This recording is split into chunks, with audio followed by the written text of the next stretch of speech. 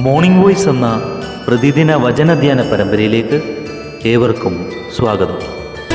പുഷ്പപൂർണമായി വിളങ്ങും കൽപ്പമെന്ന പോലെ ഭൂമി ഇപ്പോഴേ കാണുന്നു സ്വർഗഭാമിനി. പുഷ്പപൂർണമായി വിളങ്ങും കൽപ്പമെന്ന പോലെ ഭൂമി ഇപ്പോഴേ കാണുന്നു സ്വർഗഭാമിനി. പോക്കിൽ കൽപ്പശാഖിയിലുത്ഭവിച്ചു വിടർന്ന ദിവ്യസുമങ്ങളാം പരിശുദ്ധരെ കണ്ടിടാം ദൈവകാമിനി. നിന്നാലെപ്പോഴെത്തും വസതിയിൽ നാമിനി. നിന്നാലെപ്പോഴെത്തും വസതിയിൽ നാമിനി. ഇന്ന് നമ്മോട് ധ്യാനചിന്ത പങ്കുവെക്കുന്നത് സുവിശേഷകൻ ഇട്ടി വർഗീസ് കല്ലിശ്ശേരി. പ്രാർത്ഥനയോട് ശ്രവിച്ചാലും. ദൈവനാമത്തിന് മഹത്വമുണ്ടാകട്ടെ. മോർണിംഗ് വോയ്സ് എന്ന ഈ ആത്മീയ ശുശ്രൂഷയിലൂടെ ഞങ്ങളെ ശ്രദ്ധിക്കുന്ന എല്ലാ സഹോദരി സഹോദരന്മാർക്കും കർത്താവിൻ്റെ നാമത്തിലുള്ള സ്നേഹവന്ദനം പ്രാരംഭമായിട്ട് അറിയിക്കുന്നു. ഇന്ന് രാവിലെ നമുക്കൊന്നിച്ച് ധ്യാനിക്കുവാനായി 139 സങ്കീർത്തനത്തിൻ്റെ 1-ാമത്തെ വാക്യം വായിക്കുന്നു. സാംസ് 139:1. യഹോവേ, നീ എന്നെ ശോധന ചെയ്ത് അറിഞ്ഞിരിക്കുന്നു. O Lord, you have searched me and know me. ദൈവത്തിൻ്റെ ദാസനായ ദാവീദ് ദൈവത്തോട് പറയുന്ന വാക്ക് നീ എന്നെ ശോധന ചെയ്ത് അറിഞ്ഞിരിക്കുന്നു എന്നാണ്. ഇത് താൻ ഒരല്പം മെച്ചമായ ജീവിത നിലവാരം പുലർത്തുന്നു എന്ന ധ്വനിയാണ് ആ വാക്കിലൂടെ നമുക്ക് കിട്ടുന്നത്. എന്നാൽ തുടർന്ന് വായിക്കുമ്പോൾ ദൈവത്തെക്കുറിച്ച് തന്നെ താൻ പല കാര്യങ്ങൾ പറയുകയും ദൈവത്തെ പുകഴ്ത്തുകയും ചെയ്യുക. 2, 3, 4 വാക്യങ്ങൾ വായിക്കുമ്പോൾ ദൈവം സർവജ്ഞാനിയാണ് എന്ന് താൻ സമ്മതിക്കുന്നു. നീ അറിയാതൊന്നും എൻ്റെ നാവിലില്ല, ഞാൻ എവിടെ എന്ത് പറഞ്ഞാൽ നിനക്കെല്ലാം അറിയാം എന്നൊക്കെ പറഞ്ഞ് ദൈവത്തിൻ്റെ സർവജ്ഞാനിത്വത്തെ പുകഴ്ത്തുക. 7 മുതൽ 10 വരെയുള്ള വാക്യങ്ങൾ വായിക്കുമ്പോൾ ദൈവം സർവ്വവ്യാപിയാണെന്ന് താൻ സമ്മതിക്കുന്നു. ഞാൻ എവിടെ പോയാലും നീ എന്നെ കാണും, ഭൂമിയുടെ അറ്റത്ത് പോയാലും നീ എന്നെ കാണും എന്ന് പറഞ്ഞ് ദൈവം സർവ്വവ്യാപിയാണെന്ന് പറഞ്ഞ് കർത്താവിനെ പുകഴ്ത്തുന്നു. 13 മുതൽ 16 വരെ വാക്യങ്ങൾ വായിക്കുമ്പോൾ ദൈവം സർവശക്തനാണ് എന്ന് പറയുന്നു. തന്നെ സൃഷ്ടിച്ച ദൈവത്തെക്കുറിച്ചും ആ സൃഷ്ടിപ്പിൻ്റെ പ്രത്യേകതയെക്കുറിച്ചുമൊക്കെ താൻ ഇങ്ങനെ വർണ്ണിച്ച് പറയുക. അപ്പോൾ 16-ാമത്തെ വാക്യം വരെ ദൈവത്തെയും ദൈവത്തിൻ്റെ മഹത്വത്തെയും പ്രകീർത്തിച്ചിട്ട് താഴോട്ട് വന്ന് പല കാര്യങ്ങൾ താൻ പിന്നെയും പറഞ്ഞിട്ട് അവസാനം 23-ാം വാക്യം വേഴ്സ് 23, ദൈവമേ, എന്നെ ശോധന ചെയ്ത് എൻ്റെ ഹൃദയത്തെ അറിയണമേ.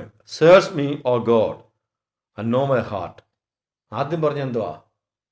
നീ എന്നെ ശോധന ചെയ്ത് അറിഞ്ഞിരിക്കുന്നു എന്നാ. ഇപ്പം പറഞ്ഞ എന്തുവാ?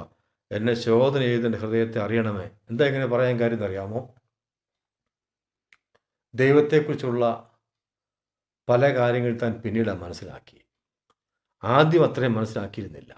ദൈവത്തിൻ്റെ ശ്രേഷ്ഠതയും മഹത്വവും അങ്ങോട്ട് ഉൾക്കൊണ്ട് കഴിഞ്ഞപ്പോൾ താൻ പറയുന്നത്, കർത്താവെ പോരാ, നീ എന്നെ ശോധന ചെയ്യണം, എൻ്റെ ഹൃദയത്തെ നീ അറിയണം. നമുക്കറിയാം ഭക്തനായ ഇയ്യോബിന് സംഭവിച്ച ഒരു കാര്യം.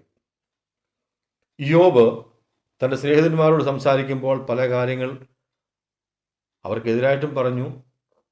ദൈവത്തിൻ്റെ കാര്യപരിപാടികളെയും താൻ ഏതാണ്ട് ചോദ്യം ചെയ്യുന്ന നിലയിലൊക്കെ സംസാരിച്ചു.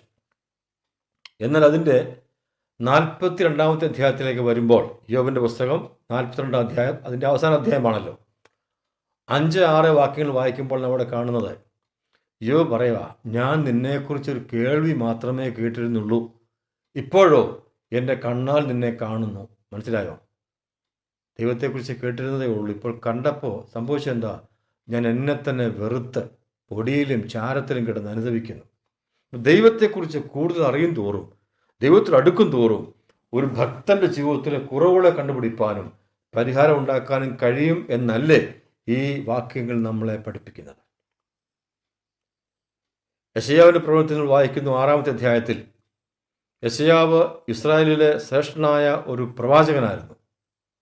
എല്ലാവരിലും അംഗീകരിക്കപ്പെട്ടവനായിരുന്നു. ഭക്തനായൊരു മനുഷ്യനായിരുന്നു.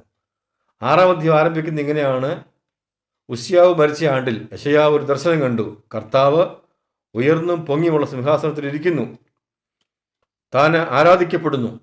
തൻ്റെ ആരാധനയുടെ ശ്രേഷ്ഠതയും ദൂതന്മാർ തന്നെ ബഹുമാനിക്കുന്നത് കണ്ടപ്പോൾ യെശയ്യാവ് പറഞ്ഞ കാര്യം, അതിൻ്റെ 5-ാമത്തെ വാക്യം, ഐശയ്യ ചാപ്റ്റർ 6 വേഴ്സ് 5: എനിക്ക് അയ്യോ കഷ്ടം, ഞാൻ നശിച്ചു, ഞാൻ ശുദ്ധിയില്ലാത്ത അധരങ്ങൾ ഉള്ള ഒരു മനുഷ്യൻ.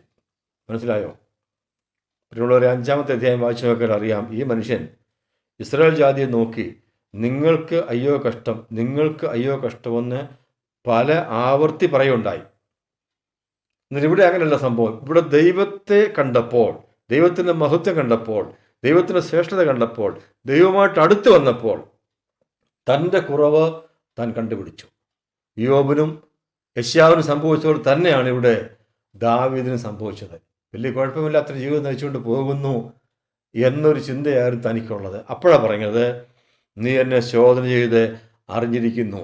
പിന്നീട് ദൈവത്തെ പറ്റിയുള്ള കാര്യങ്ങൾ കുറച്ചുകൂടെ ഗ്രഹിച്ചപ്പോൾ, തൻ്റെ ആ പരിധി ഒന്ന് മാറിയപ്പോൾ, ആ കുറവൊന്ന് പരിഹരിച്ച് മുൻപോട്ട് പോയപ്പോൾ താൻ ദൈവത്തോട് തന്നെ പറയുക, ദൈവമേ എന്നെ ശോധന ചെയ്ത് എൻ്റെ ഹൃദയത്തെ അറിയണമേ, എന്നെ പരീക്ഷിച്ച് എൻ്റെ നിലവുകളെ അറിയണമേ. എന്നിട്ട് പറയുന്നു, വ്യസനത്തിനുള്ള മാർഗം എന്നിലുണ്ടോ എന്ന് നോക്കി ശാശ്വത മാർഗത്തിൽ എന്നെ നടത്തണമേ. പ്രിയ സഹോദരി സഹോദരന്മാരെ, നമ്മുടെ ജീവിതത്തിലെ കുറവുകളെ കണ്ടുപിടിച്ച് ദൈവത്തിൻ്റെ കരങ്ങളിൽ നമ്മളെ തന്നെ സമർപ്പിച്ച് പ്രയോജനമുള്ളവരായി ജീവിക്കാൻ നമുക്ക് സാധിക്കണമെങ്കിൽ ദൈവത്തെക്കുറിച്ച് അറിയേണ്ടുന്നവണ്ണം അറിയണം. ദൈവത്തോട് അടുത്ത് ചെല്ലണം. മറ്റാരെങ്കിലും നമ്മോട് താരതമ്യപ്പെടുത്തിയാൽ നമ്മുടെ കുറവുകളെ കണ്ടുപിടിക്കാൻ നമുക്ക് സാധിക്കത്തില്ല. ദൈവമാരാ? അവൻ സർവജ്ഞാനിയാ, സർവവ്യാപിയാ, സർവശക്തനാ. അവന് മറിഞ്ഞിരിക്കുന്ന ഒന്നുമില്ല. ഇവൻ്റെ ശ്രേഷ്ഠത മനസ്സിലാക്കും തോറും നമ്മുടെ ഒന്നുമില്ലായ്മയും പരിമിതിയും മനസ്സിലാക്കാൻ നമ്മളെ കൊണ്ട് സാധിക്കും. അപ്പോൾ നമുക്കും പറയാൻ സാധിക്കും, ദൈവമേ എന്നെ ശോധന ചെയ്ത് എൻ്റെ ഹൃദയത്തെ അറിയണമേ, എന്നെ പരീക്ഷിച്ച് എൻ്റെ നിലവുകളെ അറിയണമേ, വ്യസനത്തിന് എന്തെങ്കിലും മാർഗമുണ്ടെങ്കിൽ എന്നെ ബോധ്യപ്പെടുത്തണേ എന്ന് പറയാൻ സാധിക്കും. ഈ കോവിഡിൻ്റെ കാലഘട്ടത്തിൽ നമ്മൾ ഭവനത്തിലായിരിക്കുമ്പോൾ പ്രിയമുള്ളവരെ, ജീവിതത്തെ നമുക്കൊന്ന് പരിശോധിക്കാം. ദൈവത്തോട് നമുക്ക് അടുത്തിയല്ല. അങ്ങനെ അടുത്ത് ചെന്നിട്ട് ദൈവത്തിൽ നിന്ന് കൃപ ധാരാളം അനുഭവിച്ച് ദൈവത്താൽ പരിശോധിക്കപ്പെട്ടവരായി ഹൃദയത്തെ ശുദ്ധീകരിച്ചുകൊണ്ട് വ്യസനത്തിനുള്ള മാർഗമുണ്ടെങ്കിൽ പരിഹരിച്ചുകൊണ്ട് മുൻപോട്ട് പോകുവാൻ, ദൈവത്തിന് വേണ്ടി അധികം പ്രയോജനപ്പെടുവാൻ ഈ ചിന്തകളാൽ ദൈവം നമ്മെ ഏവരെയും സഹായിക്കട്ടെ. ഒരു വലിയ നാമം ഇന്നു വന്നേക്കും വാഴ്ത്തപ്പെടുമാറാകട്ടെ.